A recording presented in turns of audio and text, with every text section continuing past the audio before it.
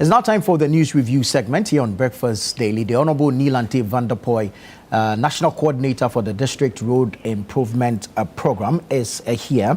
Honorable, good morning and good to have you. How are you? Very well, thank you. I trust you're well too. I'm blessed. Great. So let's get straight into it. Yesterday, the Attorney General, Dr. Dominic Akuritinga Ayene, dropped what he calls the rumble in the jungle. And it had to do mostly with the buffer stock and its former CEO and his wife. And of course, they are to be charged with stealing and money laundering. And the figures in there are staggering. Honorable, were you shocked or were you surprised to hear the figures that were put out by the Attorney General yesterday? Well, thank you very much. First, let me say good morning to our viewers and also to all of you here. I was surprised, and to some extent, I wasn't. I had mixed feelings, let me say. I was surprised because, Nana, by the grace of God Almighty, I've been privileged to serve in government before. And sometimes I wonder how these people did what they did. Because I've been in government before, and I know what it takes, you know, to have access to money. And so sometimes I ask, was it because I was naive or because I was stupid? That's the question I ask myself. And or maybe you were simply not corrupt.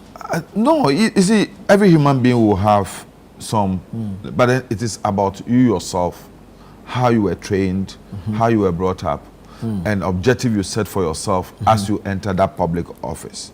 I've always said one thing to myself and to my friends, that it is only by the grace and the favor of God Almighty that we are in such positions, because we are not better than the other 30 million Ghanaians. True. We are not more intelligent, we are not more handsome or more beautiful than them. It's just by the favor of God that we find ourselves. So once you get yourself into that position, what you must understand is that the God who has given you the opportunity to be in that position cannot be said to have made a mistake. Yes.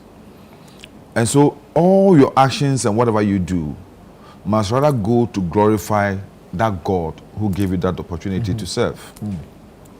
Because the opportunities that are open to you, millions of Ghanaians will never have that opportunity.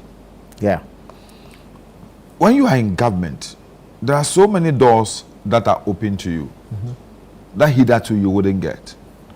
And so, apart from those ones, if you also think about stealing, thievery, pilfering, then you don't really know the essence of being in that position.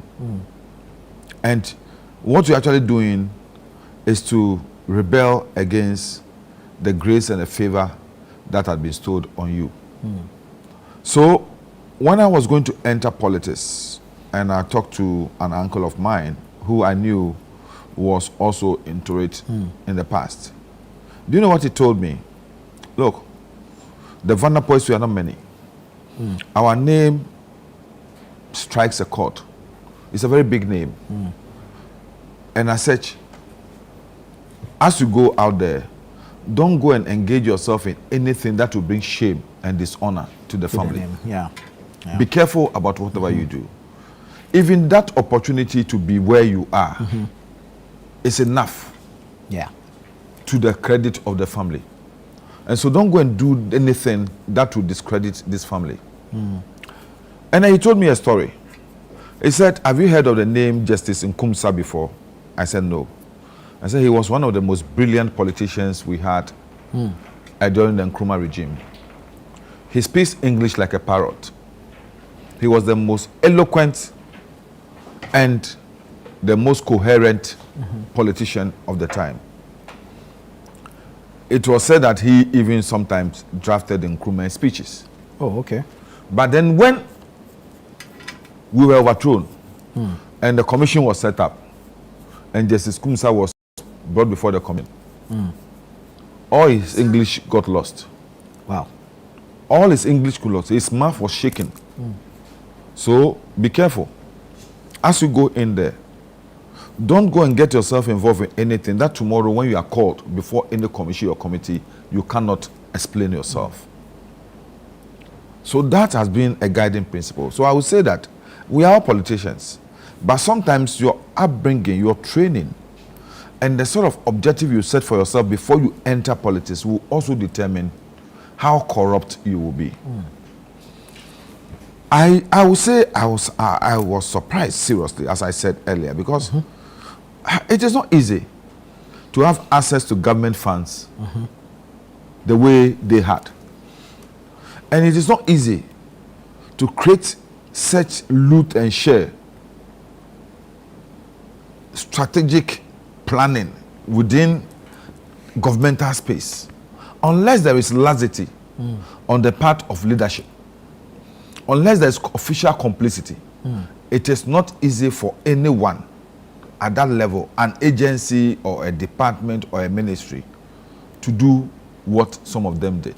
And I don't know how they did it. It's become almost, let me say, a puzzle and a miracle to me, because I don't know how they did it. I don't know how they were able, for example, the NSA thing. How on earth can people sit down and contrive that we're going to create such number of, even 1, 2, 3 ghosts are even enough. Yeah. Too many for you to be able, because to do that, they don't have some repulsions, they don't have some fear, they don't have some, is there anything that do not, you know, come to them to think that what we are doing is dangerous or what we are doing is criminality? I ask myself those questions. And then you can create over 10,000, 20,000. Hey, how are you able to manage the system? These are the questions I've been asking myself. That's what I'm saying. I'm a bit surprised, some of the things I'm hearing. When it comes to the buffer stock one, I am totally overwhelmed. Buffer stock. When we could not have money to buy food to feed children in schools. Yeah. In fact, I remember at a time, our Bushia had to lobby all of us to contribute money for MOBA, our 83 group, to buy things and take to our school, because the school children could not get food. And we all, it's a fact in this country that between 2022, 2023, 24, there were problems with feeding school children. Yeah. Some of the schools had to close down prematurely, come on vacation. And then you were sitting at a place where you're supposed to do this procurement to feed the schools. And you could do this. Well, he's denied it, actually. He will have his day in court. And I will say one thing here. If you look at the issues that have been raised, at least when we were passing the Yoko law, my brother was also in parliament at the time. There is a particular clause in that law that makes it very, very difficult for you when you get yourself hooked up in debt. Because one of the, this thing says that you must be able to prove how you got by such properties because it's outside the realm of your monthly salary. I don't know how much you save. I don't know, but if you listen to the fact that how was even the wife able to acquire 67 luxury and fashionable handbags, some of them costing $3,500, some of them $5,000. You understand? And you think Yoko has not gone to a house to see all those handbags before coming out to talk about it? All these evidence of transfers being done, they are not something that anybody could come out and conjure or, you know, spill out without fact. That's why I say it has taken them time to be able to trace these things and to. And you see, one thing I know and one thing I've picked up is the fact that some of them, right from day one, start on the premise of, you know, plea. You understand? And then try to see whether they could. And then you end up giving so much information.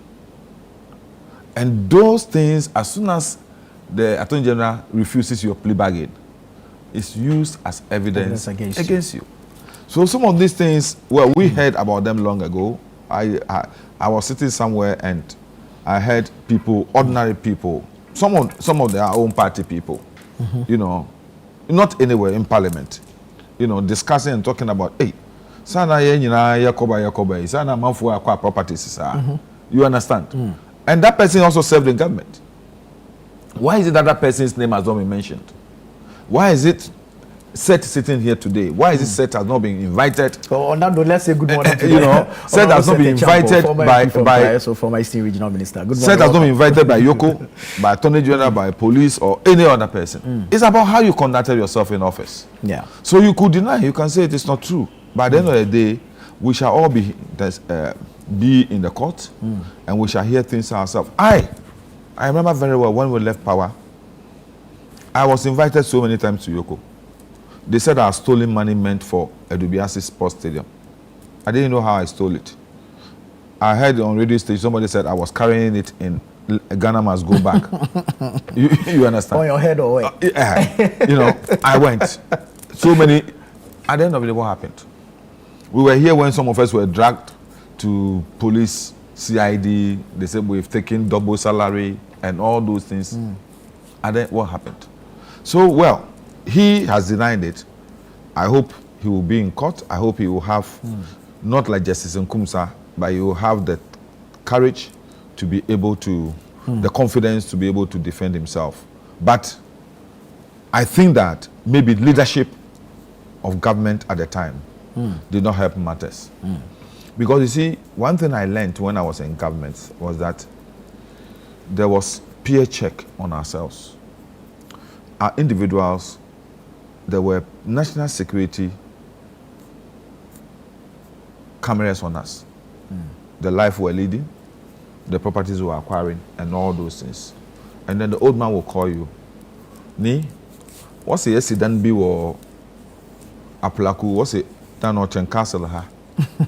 To say, I mean, you understand? I'm talking about Professor Mills. Yeah, Professor Mills. Sir, really? Me? Sir, them fee na yeko Guadebia Yefahona Esonchino. And one walk and oh, and one. No, they say start to see and son a yeba abem. I said, no.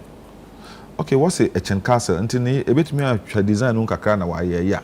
You understand? I just want you to know that when the system could keep its own people within limits, within, and you know you are conscious of the fact that there is somebody like the Russian principle who watches the watchman. There's somebody behind me watching what I do, you know, then you will be able to keep it. But when it's like, it's laissez-faire, it's like a general laxity. You know, everybody is scrambling and all this, and the heads do not care. What happens is that such embarrassments befall all of us. Right. Such sitting here, I think maybe he'll be living here asking himself, how did this happen? So how do people see me? You know, because I'm going to ask him if he got some. He should give me, if he also got some. Because it's strange. Because 78.2 million cedis is a lot to go by. If even at buffer stock, NSA, such figures could come out, then what was happening at the presidency? What was happening at the presidency itself? Because, look, we heard about Charles Bisu's own, we heard about so many other issues. So it tells me that maybe things are happening and the president and his, we're not calling people to caution them, to talk to them, ask them questions. Because you see, if... it was being done on the blind side. Possibly. But let me give you a story. My boss, my former boss, to Kofi Todobekwache, said there was so much check on themselves that even the dress you wear, the shoe you wear, the questions that you answer.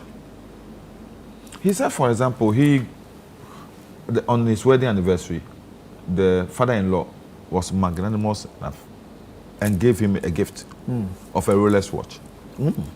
Abrantepa, you know, he's got first time he's worn a Rolex watch. The next cabinet he wore the watch to cabinet. Late President Gerald John Rawlings was sitting there. Then he looked at the watch and said, "Hey, Mr. Kwachi, what watch are you wearing?" He said, "Rolex. My father-in-law gave it to me." I said, "Oh, really? This must be expensive. Let me see." Then he took it off and gave it to him. He picked it and gave it to Nana Tudazi. "Can you sell it and give it to Osu Children's Home?" Just like that. He said, up to today.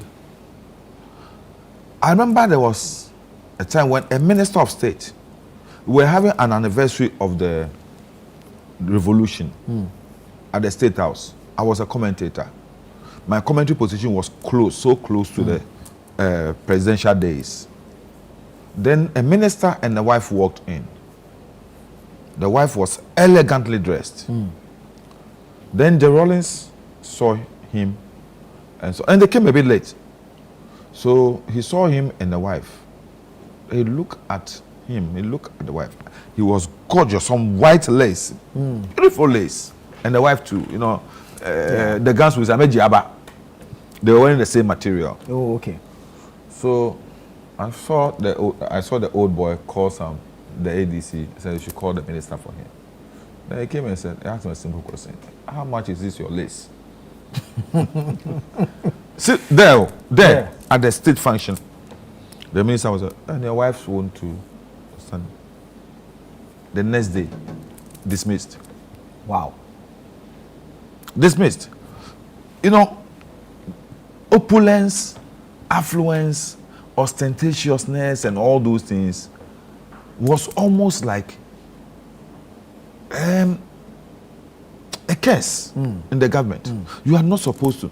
Right. So they said they develop, all of them said they developed some attitude called, principle called postponed ostentation. Okay. You understand? Once he's serving in government. Exactly. Yeah, you know, simple dressing, simple this thing. Even if you have money to buy a car, you won't buy the car. You wait until you get out of government. Yeah. So there must be checks. The absence of these checks. I believe so. There must be checks within ourselves to know. You know, if Seth and I are in the same government, and all of a sudden Seth sees me driving a Benz, all of a sudden I've acquired property at Chain Homes and all those things. Seth knows my salary. I know his salary. It will be right. Charlie, feel more carefully. You understand? We'll help ourselves that way. But when the system was said that nobody cares, everybody was living his own and all those things, these are the things that will happen. Very well. Very well. Let me bring Honorable Champong into the conversation. The issue of the fight against corruption and the Attorney General's press conference yesterday. 78.2 million cedis in one scandal. Then National Service rising to 2 billion. It's scary, isn't it? Nana, definitely when such huge sums of monies are called out, hey, they are money, and they are huge. So in this, it strikes a chord. Let me say good morning to myself and everybody listening and watching us. As a matter of fact, for now they are all allegations. Indeed. You know, they need to be proven in court of competent jurisdiction. I am calm because I once had a respected former ambassador, parliamentarian, and minister who was once upon a time a majority leader, Papa Owusu Ankoma. Yeah. When the administration of President Kufuor was coming to an end, was being interviewed, and he made a statement that each and every one of us serving under, at the time there were heightened conversations about corruption associated with stewards of state at the time. And he said that each and every one of us will be and shall be accountable for our stewardship. True. It really struck a great chord in my life as a public servant. So I always told myself that you just have to be careful and watchful. And my late uncle, J. Mensah Amboaji of blessed memory, I always see this, people laugh at me, looked at me straight in the face when I'd won my primaries and said, Kwame, you know what I want from you? Then the late Kojuban had just passed and President Rawlings had eulogized him.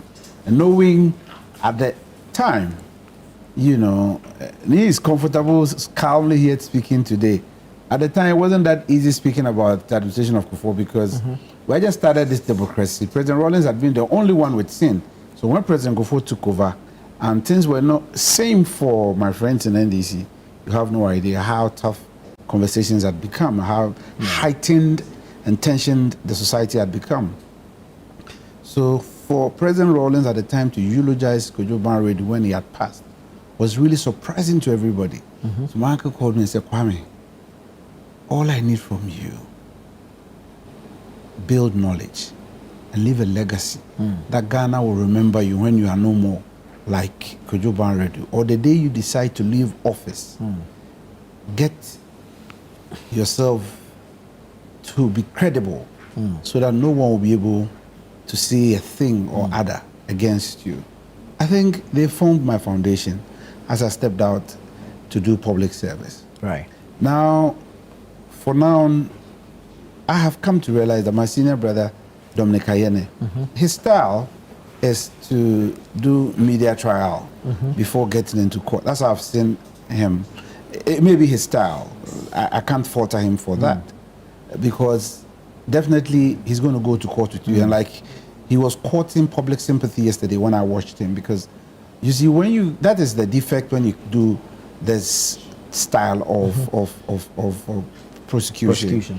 Because then you come to tell me something today, and after 6 months, I don't see actions. I may have my doubts. So those are the defects. Yeah.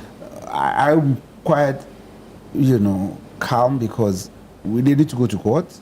They have to all put their matter before the court, and the courts have very decent minds who would listen to everybody, and the rules are clear, and where people are, at fault, the law will deal with them.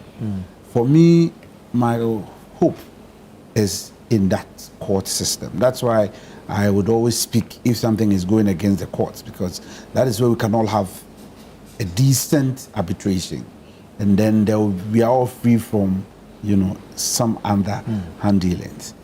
As a matter of fact, the revelations we've been told are really mind-boggling. Indeed. One cannot run away from it.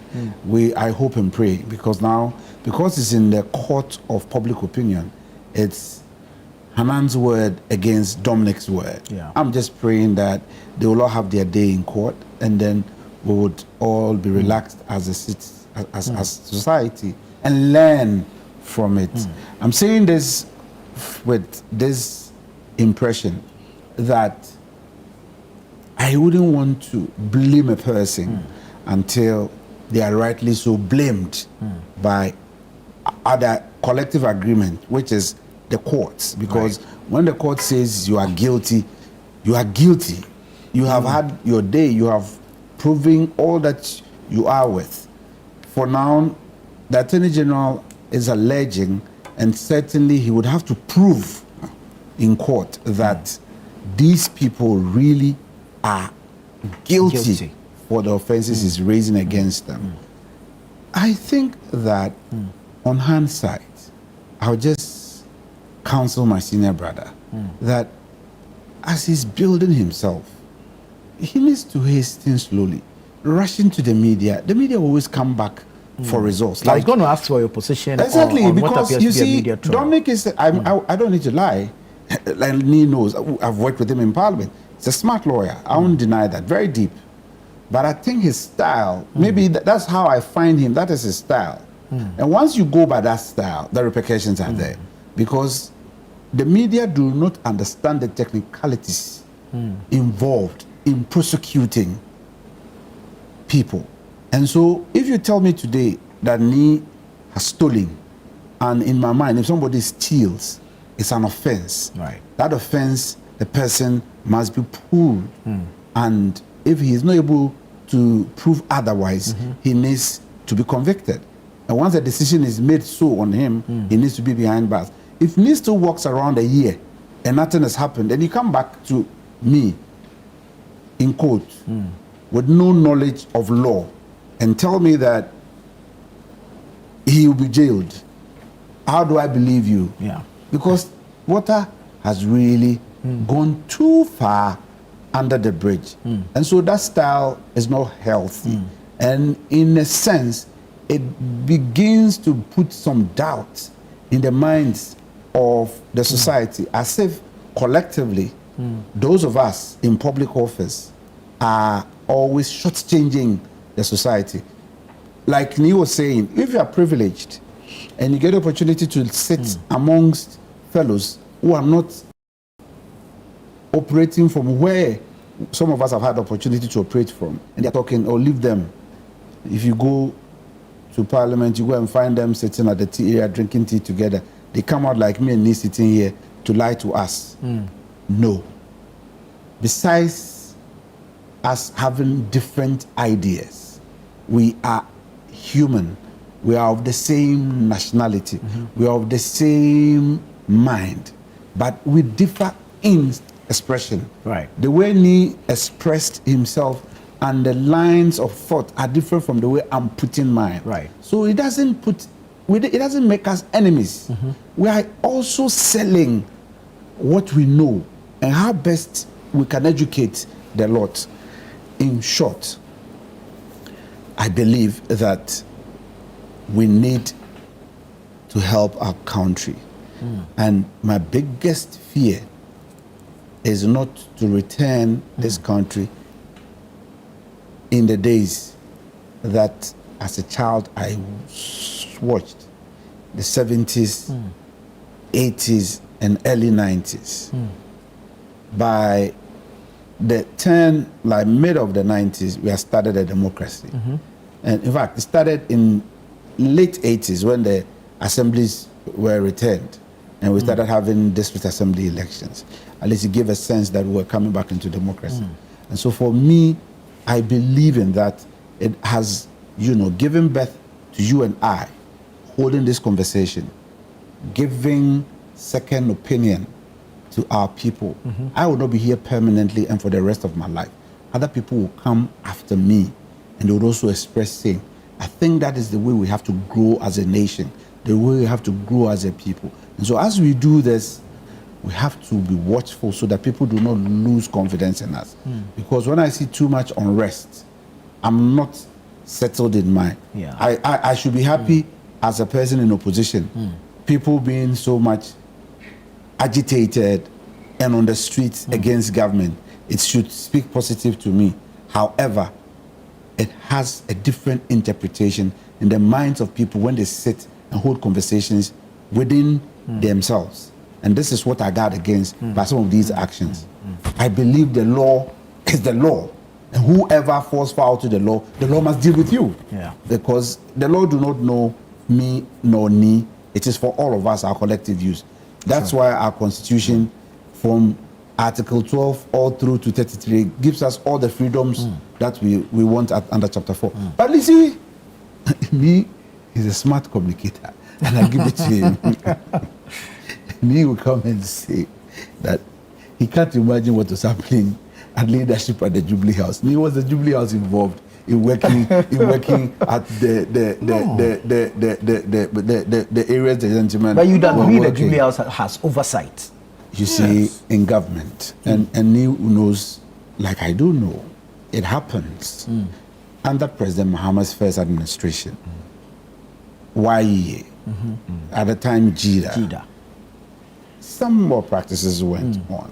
You wouldn't say President Mahama directly had a hand in it, but we blamed his administration. I don't have a problem at all. So this one will be blamed under President Kufuor's administration. However, we sitting here understand that President Kufuor didn't have direct hand in it.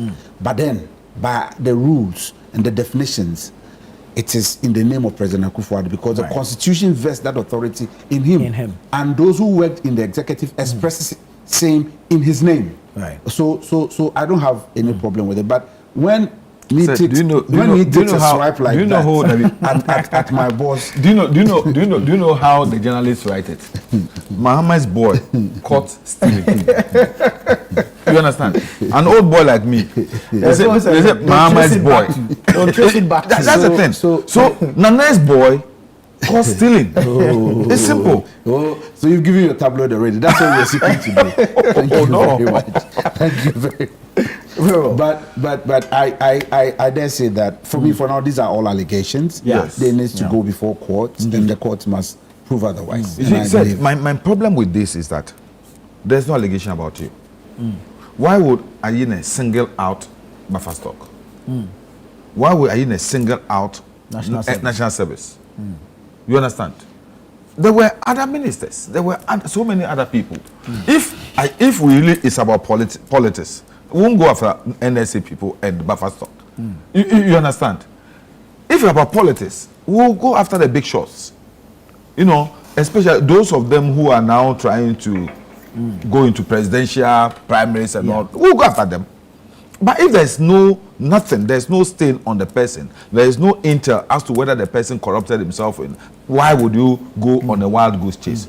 2, about Ayene's style. It's another style. Ayene is an American trained lawyer. Oni, I'm not. You understand? In America, the style is safe. Me, I have I'm interested in the style and his position on the style. You see, the sharp difference is that our practice and our systems are so akin to the Westminster style. I agree with you, perfect. The Westminster so we are style, used to that style. So this one looks odd to us. Even in our adversarial system, we are practicing the Westminster style.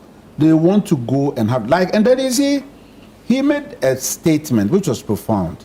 He said people have been applying for try and approach, and he said same plea bargain with him. But he says they should go and put that to the judge. So you see, when you say this, and then the people also come and say, no, they have not come. Because I've heard some of the counsels to some of the people who are been mentioned, saying that they have never gone to him for that plea. It becomes a banter. Your word against mine. Your word against mine. And this is in the court of public opinion.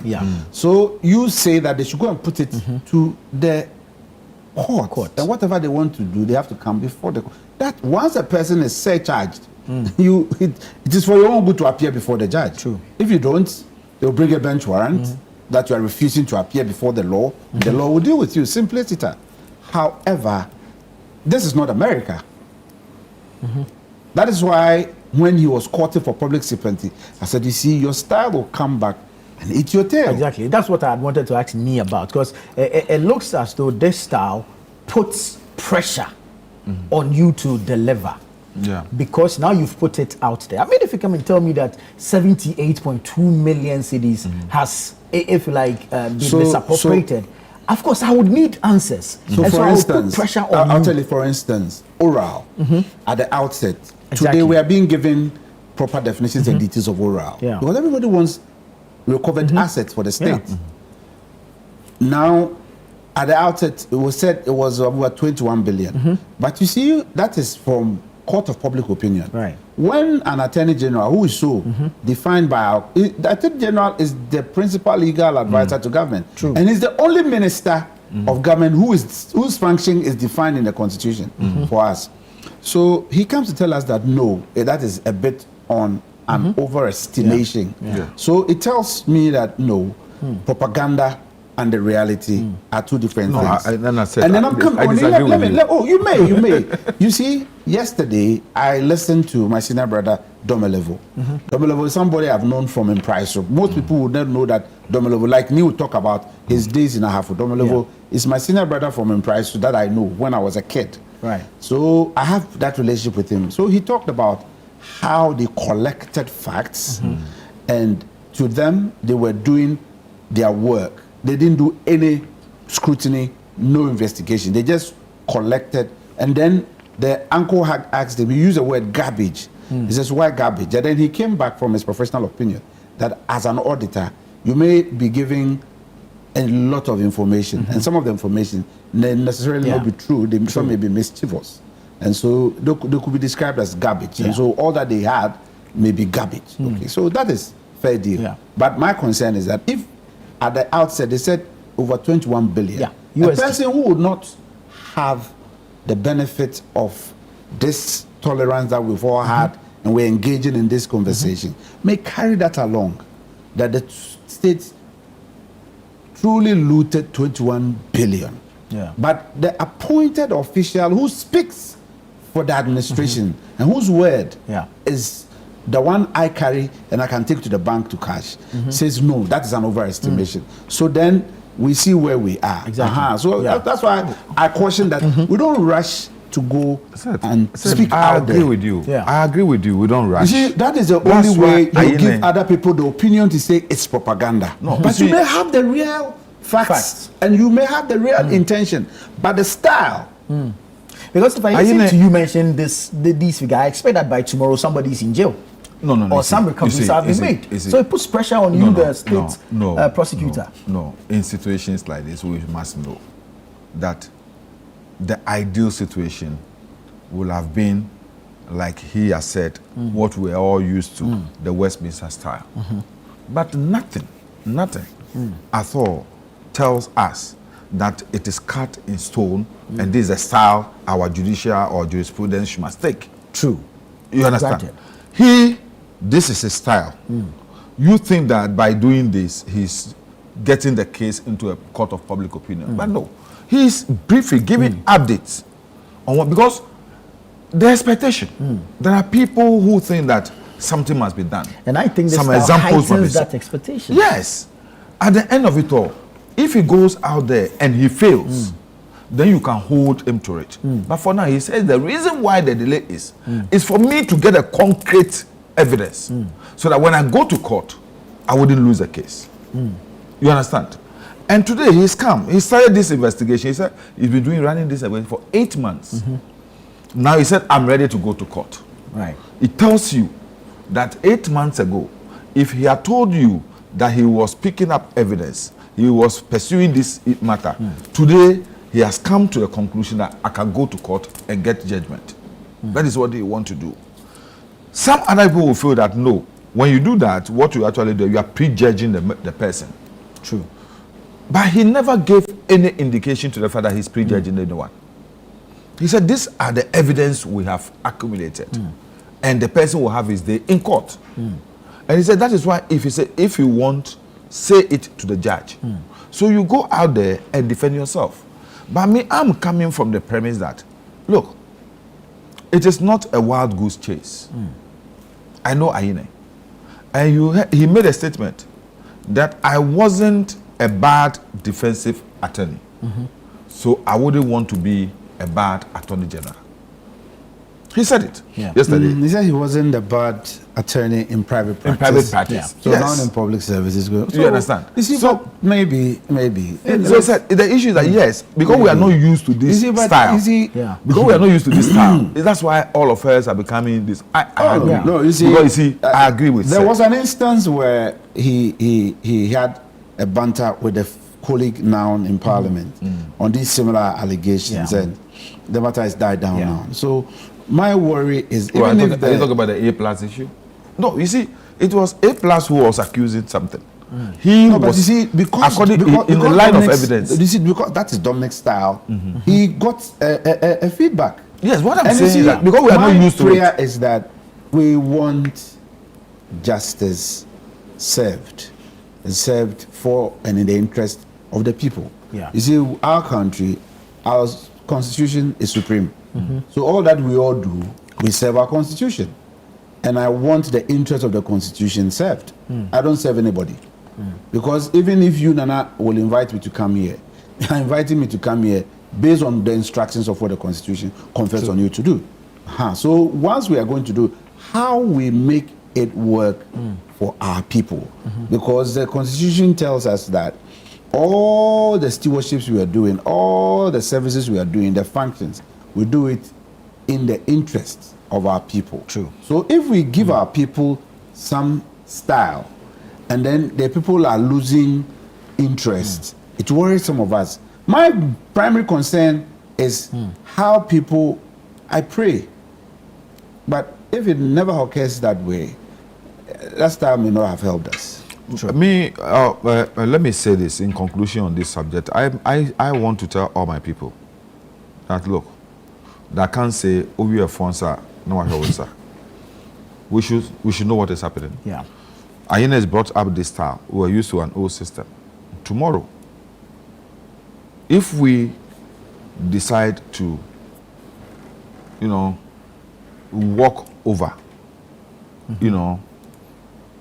some of the things that we are seeing now, tomorrow, it will come to haunt us.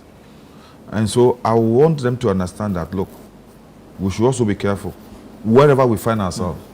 All of us serving in positions of state should be careful should use this as an example and conduct ourselves properly, because you don't know tomorrow. I said, my grandfather said, Justice Nkumsa, when he was called before the commission, his mouth was shaking. All the English he has been speaking got lost. The English orator. Yes. Integrity is important. It is indeed. But I'm just a bit concerned about the Star, as we've mentioned. You see, we could have built the case, gone to court. Court reporters report based on their fact sheets. But if you come to the public at the end of the day, let me help you. At the end of the day, we are playing politics. Indeed. And yes, it's a competition. I don't begrudge the administration for what they're doing. Yeah. Because the momentum that their message, struck with Ghanaians is what we witness, is the, enormity of the numbers they have in parliament and in government. And so the expectation is that high. And to sustain it, they have to, be creative. And so I'm not surprised that. Because you see, I'm not surprised. I mean, we're experiencing this. We all see the seeming rift between his office and the OSP. No, but that one shouldn't have been a rift, because you see, if we understand the system and it works, the two institutions should be working one another. People are so much interested, even including MPP people are interested on what is going to happen to Ken Ofori-Atta. Indeed. You understand? And I'm not interested. You were not part of Ken Must Go, so I understand.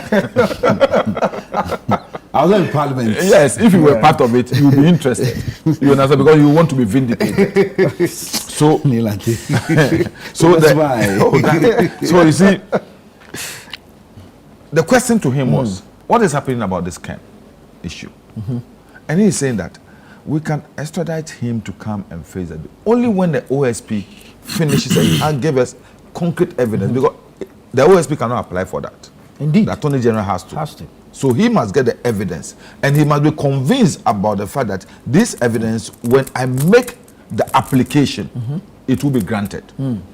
You understand? And that's why it's on an interview, and he expressed that. Yeah.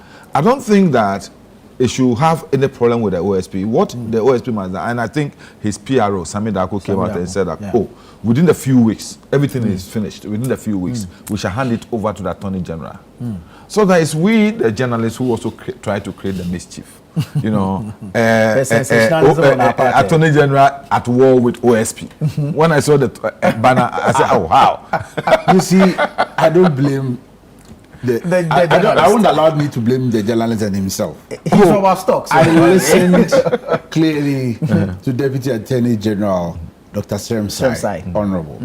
And his answer was that over 2 months, we've been waiting for the OSP. Several requests have been made. Several requests, yes. So you see, if you are doing analysis, so they are at war. No. if you are doing an analysis, the tone with which he spoke, his posture, a little bit of frustration. Posture. So I can deduce from his actions that I believe that my Honorable Deputy Attorney General and my senior brother Dominic Ayene are all heavily frustrated. But as decent and gentle as they are trying to put a facade, but you can't hide it. Very well. So it was clear to us. You see, with Ken's own, I'm saying here that I've heard so many from the MPP circles. I've not heard this one. I'll tell you. He said, "Oh, near Modi or Maslock there no. You did the same team by on Mada. Okay. On Mada." Bro, let me take a few messages before I head. Good morning. This is Abdul Ganiu Mankarigu from the Savannah region. There are some of the corruption cases involving NDC members that were later discontinued. The Attorney General is being biased and should end the media trial of former government officials. He should take the matter to court and prove his case there. Hanan has responded, denied all the allegations, and vowed to defend himself in court. We'll see how that plays out. Good morning, Nana. Looking at the demeanor of the Attorney Attorney General, I don't think he can make any meaningful prosecution. He talks too much in public, but does little on paper. He should go and stop disturbing our ears. That's Haj Ahmed from Nima. It is the court that will decide and not the AG. The ex-Buffer boss Abdul Wahab Hanan says he's ready to meet the AG in court for the AG to provide his evidence. This is Swala from La Paz. Good morning, Nana. Revelations about the Buffer Stock CEO is mind-boggling. How much is the total budget for the entire institution? If the information put up in the public by the Attorney General is indeed a real fact, then Ghanaians are wonderful people to be studied in our schools as a subject. This is from Kwadwo Mafo in Kwawuja Masi. Okay, Enoch Inafienya says, I think the former... Kwawuja Masi say, revelations about the Buffer Stock CEO is mind-boggling. How much is the total budget for the entire institution? If the information put up in the public by the Attorney General is indeed the real fact, then Ghanaians are wonderful people that need to be studied in schools as a subject. Enoch Inafienya says, I think the former president, Nana Akufo-Addo, also needs to be investigated because his appointees never corrected themselves alone, as is being alleged by the AG. I believe he allowed all these alleged corruptions to happen to the country. All these happened when he started clearing them of no wrongdoing. Okay. A very good morning. This whole scandals about the former Buffer Stock CEO and wife cannot be attributed to the MPP government as a whole, since it is due to their own personal interests and gain that has caused this. We should allow the law to follow its due process. All right. I'll take more of your messages. Let me take a quick break here. Keep sending them in. This is Breakfast Daily on ChannelOne TV. Stay with us. We'll be right back. He's been alleged to have stolen, and of course he has to go to jail for it. Some of us can't even pay our school fees. So to hear that this amount of money is being taken by one person is irritating. My greetings to your panelists. Okay. Francis Brown from Seshi Asafo. I love your panelists for their honest and matured inputs on the matter. There has been several Auditor General reports finding people corrupt, and yet they run around freely and nothing is done to them. Our systems need improvement. Okay. Amino from Ensawam. The Attorney General's media engagements are undermining the dignity of the law. Laws are made to be upheld in court, not debated in the public arena. Let's refrain from pillaring individuals in the court of public opinion. The increasing politicization of governance is eroding our national principles. And this one is asking, where is Cecilia Dapa? I'm not sure you're expecting an answer from me. Corruption weakens Ghana's development by wasting resources and reducing public trust. There is no strict law enforcement, transparency, digital systems, and active citizen participation that guides and monitors people in public offices. A very rich country with selfish and self-centered politicians at the helms of power, with big grammar that an average Ghanaian can't relate to. The constitution needs to be adjusted to suit today's morality. How many of them have been prosecuted or served a jail term? Good morning. Bolaji from Kaswa. Okay, well, let's move on. Keep your messages coming though. We'll do our best to read them. But let's go to the House of Legislature, from where these two have served and served well. The issue of the anti-LGBTQ plus bill has resurfaced. So President Mahama told us that the bill died with the 8th Parliament. The minority is raising the issue of the bill again. Majority leader tells us that the bill was passed by the previous Parliament and so might not necessarily need to be relayed. He's also told us that it was an error that it appeared in the, the order paper. I don't know what you make of this, but I believe consistency in communication around this will solve some of these, back and forth that we see in the media space.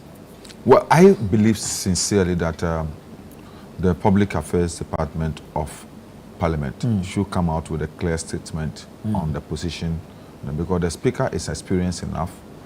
The current Clerk of Parliament is also very, very experienced person. Yeah. And the two of them can tell us what the situation of that bill is. Yes, there is this legislative principle that when a particular bill was before the House, and its gestation period was not concluded by the time that particular term ends, then it is like it's aborted. Yeah, it's aborted prematurely. That is what is believed. But then with this particular bill, we all know that it was passed. It turned into almost a law. It was on its, in fact, it went onto the table of the president. Right. What the president did not do was to append his signature to it to see the finality of that transition. So the Constitution doesn't say much about that.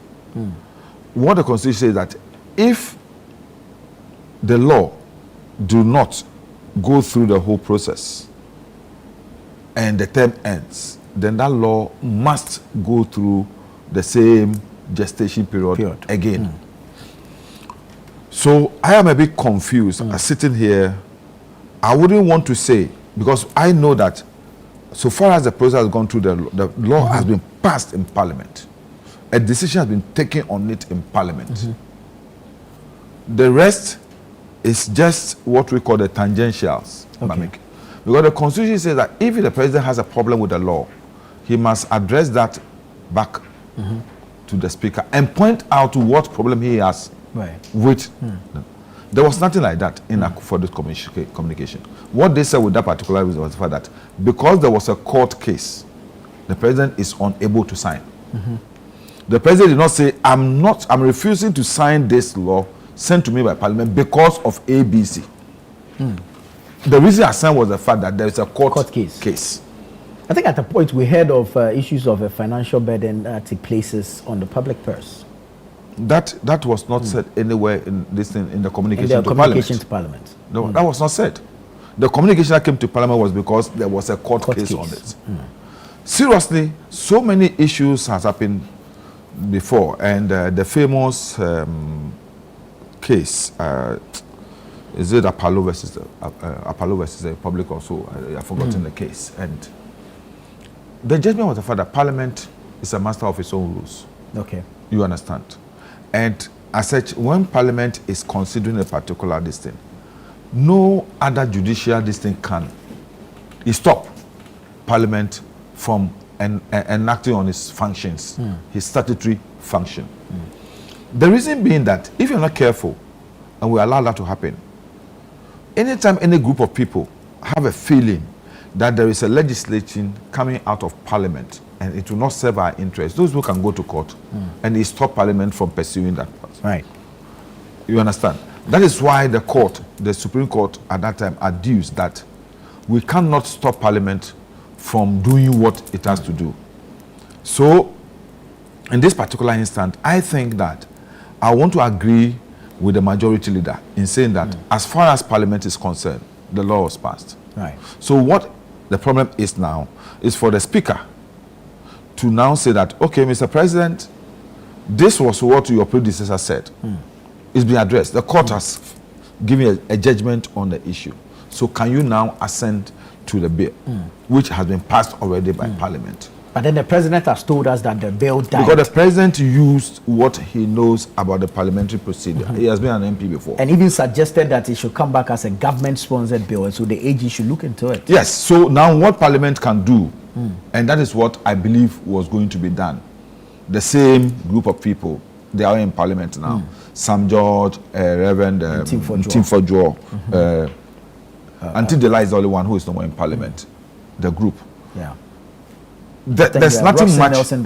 Yes, there's nothing much that will be done about this bill. All that they need to do now is to let it go through an expedited, process in Parliament, and then, it can. If the president wanted to come that way, what simply can be done is to get it through the Attorney General, to get it to Parliament, Cabinet, get Cabinet to send a memo on it to Parliament. And it will be taken on an agency because all the clauses and everything have gone through the process. Unless somebody has a fundamental issue about any of the clauses, then you can ask that it goes back to the process of consideration. But for now, I don't think members of parliament will want to go through the laborious process once more, because that bill took a lot of energy of members of parliament. True. So I don't think, to me, I think we should allow it to go through, so that nobody goes to court tomorrow and said this particular law was not allowed to go through the process that it was supposed to go through. Because in law, one of the fundamental things I've seen is that when you abuse the process, you give people the opportunity to argue against the decision you've taken. So I want the bill, the law, to be picked up again, or right now it's a bill to be picked up again and go through the process. But I will want Parliament to expedite the process and not spend too much time as we used to do. This particular, I even had a consideration. Several times we had to spend nights to go through the consideration of this bill, because it was quite a very delicate and a lot of emotions were attached to it. You know, the interest of the Christian community, the interest of the religious bodies, you know, the interest of the people who were against the law. They thought that it was a bit too draconian and all. And certain luminaries, like Professor Prempe and the rest, all raised issues about the bill. People thought that it was an abuse of fundamental human rights of people. It's an abuse of people's own interests and preferences as far as their sexual preferences were concerned. That we're trying to put everybody under a particular basket. So issues were raised, but all these issues were surmounted, and a bill was crafted. It went through the process, and it was concluded, passed, sent to the president. The president refused to sign at that particular time, and even issued an order that it must not be sent back to the presidency. No. So I fundamentally, I think that there shouldn't be any debate about this. The two leaders must have a time, sit down and look at what is in the interest of the House and the country. So that we just a bit of a clarity here. So the bill was sent to the office, not the individual, because the individual at the point is no office, longer office of the power. president. So can the current president assent to the bill as it is? Well, it's not written anywhere that another president is mandated to assent to a bill that was sent to the office under the previous administration. Because this is a new administration. Right. And I said, it is better for it to go through the process and come to him, so that he will have the responsibility to look at it in this form and in this language, and if it's so good to him, assign. Okay, well, Honorable Champo, at this point, will the process have to start all over again? And I'm asking this because I vividly remember somewhere in March of last year, the speaker at the point even blocked the approval of some ministers because of the delay, the president's delay in assenting to the same bill. He actually cited the presidency for contempt. Yeah. What you may not know is that besides when the Electoral Commission gives us opportunity to run campaigns, a place where politics never ceases is on the floor of the House of Parliament. True. So politics is a continuous exercise in the House of Parliament. True. And like Nee said, I am not much better than His Excellency President John Dramani Mahama. I had an experience of 3 terms in Parliament. President Mahama had an experience of 3 terms in Parliament. So he understands the processes and the procedure. That is why he says he thinks it was dead with the previous Parliament, in his understanding. The reasons are very simple.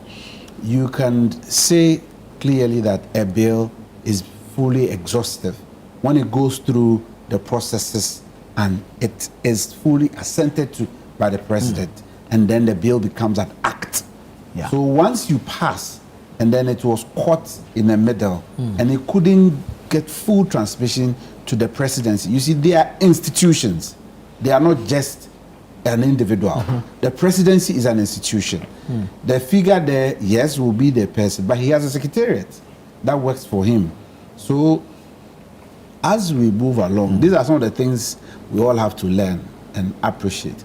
You know, it's interesting when I listen to some of the debates because Neil knows before, there are 3 documents we produce in Parliament: the order paper, votes and proceedings, and the official record we call the Hansard official report. Before, administratively, the tables office will put everything together and publish. They publish under the authority of leadership, and it is the majority leader. So if majority leader allows for a business to be advertised on the order paper, presumption is that they've gone to conference because there is a business committee who meets and decides on business that are supposed to be tabled and taken on the House floor. Right. And once it comes into the order paper, we have already agreed before it traveling onto the order paper. So I had members of the minority, and in particular the ranking member who was part of the proponents of the bill in the 8th Parliament, speaking to the subject that is on the order paper. So they are waiting for a first reading, because once it is advertised and it is known that the papers have been laid and the Speaker admits same and reads and allows the clerks at table, those who sit in front of the Speaker, to announce it on the House floor fully, then you have laid it and it is for circulation for members to also consume, so that subsequently we'll all work on it. So once the majority leader comes back, because you see, mind you, most people don't understand the powers of the majority leader. Even though the Speaker is the Speaker, the majority leader, in our understanding of parliamentary practice, is the leader of the House. And so he leads everything. Everything rests, the back stops to the majority leader.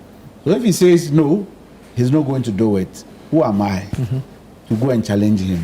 He knows his strategy. He understands why the side he's leading, who is the majority, have gone in caucus and says, no, we want to go by a different way. Why? That's why I said I do not know better than President Mahama. But President Mahama said it, and a president will not just speak. He says it was dead with the previous parliament, and that he believes that it will come by a government sponsorship. And you see, I'm not going to sit here and not praise Right Honorable former Speaker Michael Aaron Okwe. Today, most parliamentarians are hurriedly putting together private members' bill. I remember when he was pushing for that to be initiated as a speaker, we said he was doing too much. People chastised him. But for me, as a person trying to also study law, when I see that we develop and deepen lawmaking, it gives everybody the opportunity to bring their contribution, because we need the society's contribution to deepen and strengthen our rules and our laws.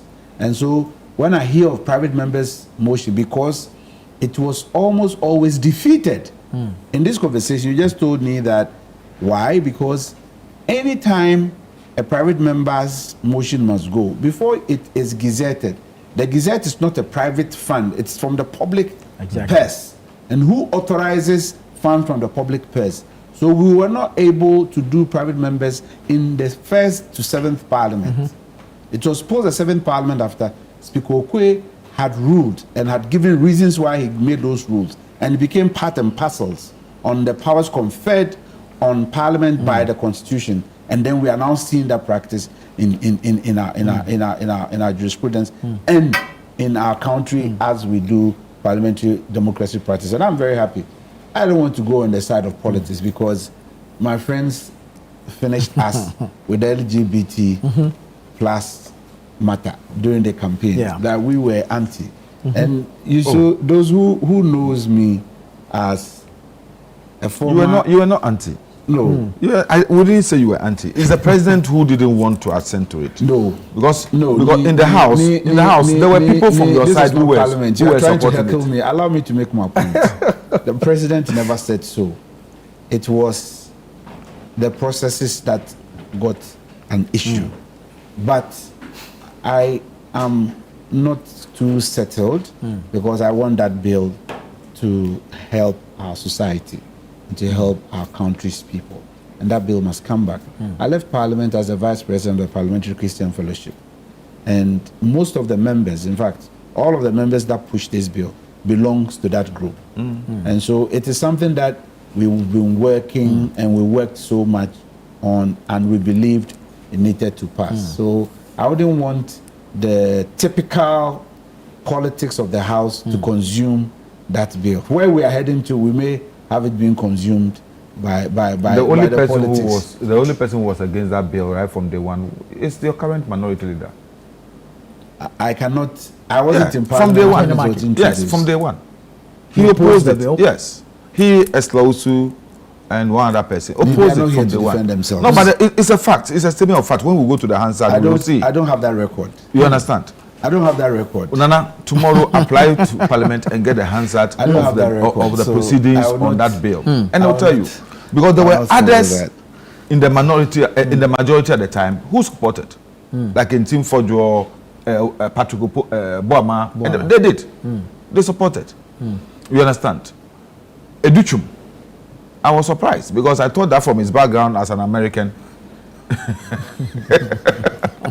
wouldn't, but he supported on the floor of the House. No, you see, You understand? The, So that I'm bill saying that is supported by us. all of Because us, Why wouldn't all you of us, support yes, this? I agree with Family you. values. True. Yes, You all- know, I want to the nurture Parliament my children. Christian Fellowship I want to initiated nurture my it. children with that Christian value. Yeah. And so anything which borders on, altering their faith, their normal behavior as natural beings, and knowledge of natural behavior, I mean, I will not compromise on that. And so I cannot sit and say that I don't support such a move.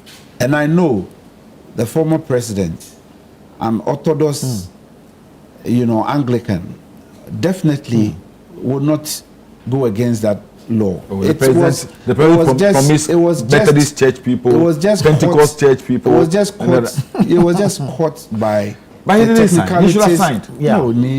No, That was a court case. The president, Which court case? The president was a is a court lawyer. case. Oh, The president- the court case preempted the bill. No, just one second, Mr. President. The court case, the court which was filed by your own, which is Sky. Former president, you may have to know, and is an officer of the court. Yeah. You were talking about the Apalu case, which borders and relates to what they say sub judice. One is because of the principle of the doctrine of separation of powers.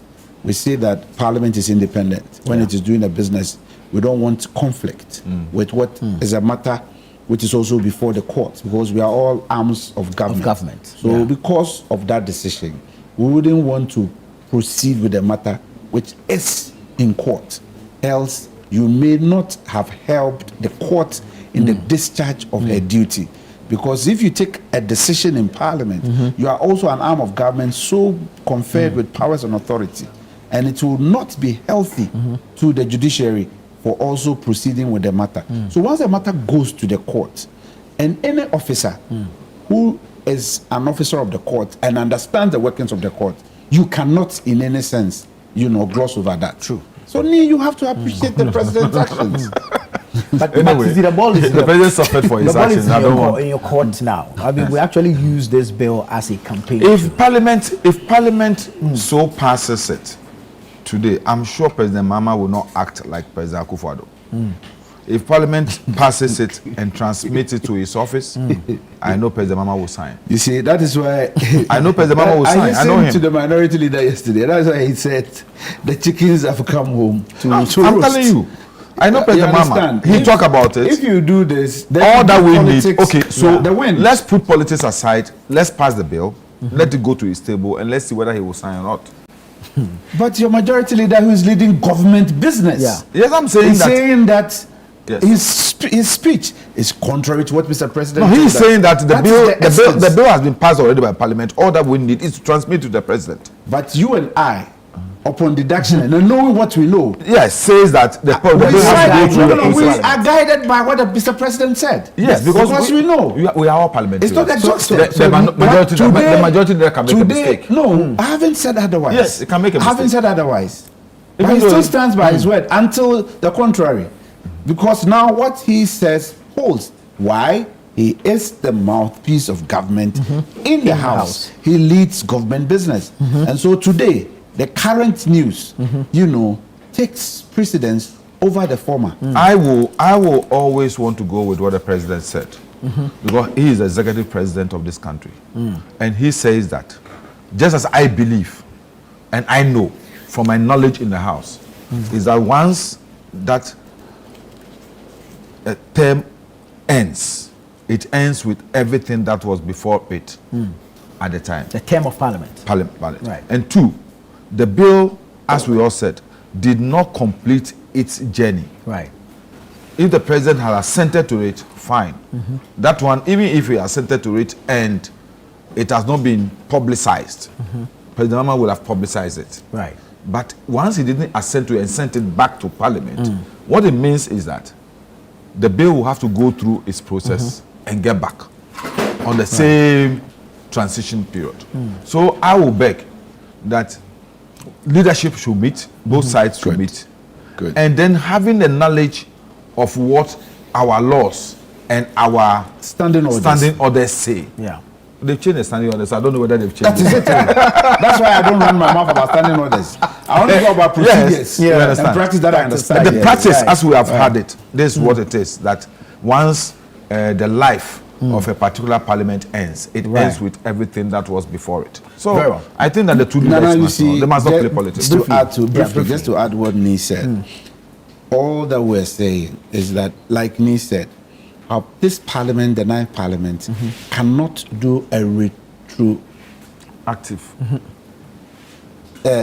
legislation against the previous parliament, the eighth parliament. Whatever the eighth parliament did is done. It's done. Why? There are some members of the eighth parliament who are not in the ninth parliament. Exactly. Typical is him. So decisions which were taken in his presence, you cannot retrospectively go for it and get it done otherwise.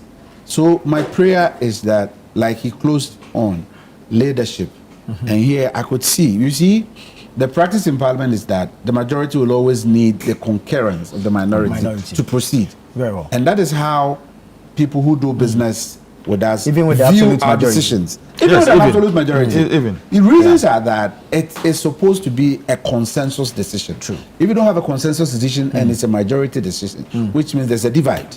Right. And so anybody who inherits it would have an issue going forward, because others will say people dissented. And that is my only issue here. Thank you so much. Thank you, Honorable Sete Champon. Thank you, Honorable Neil Ante Vanderpoel. We'll have to leave it here. He has promised me quickly. So even though Omo is over, so we are going for it now. Very well, beautiful. Eben from Kwabenya is saying that the micro minority has no moral right at all to talk about anti-LGBTQ+. We saw the attitude towards the bill in the last parliament and how they behaved. They should give us a break. The NDC will pass it with their numbers, and President JDM will sign the law. Will sign it into law. There's no way. Then this one, Musa from Adeta says, it's a shame for the NDC to speak so low on the issues of LGBTQ+. They lied to the people of the Zongo before the 2024 election that it was the MPP who were promoting LGBTQ. That's why they opposed its passage. Thank you so much for your messages. This has been a news review segment of Breakfast Daily. The show continues after this.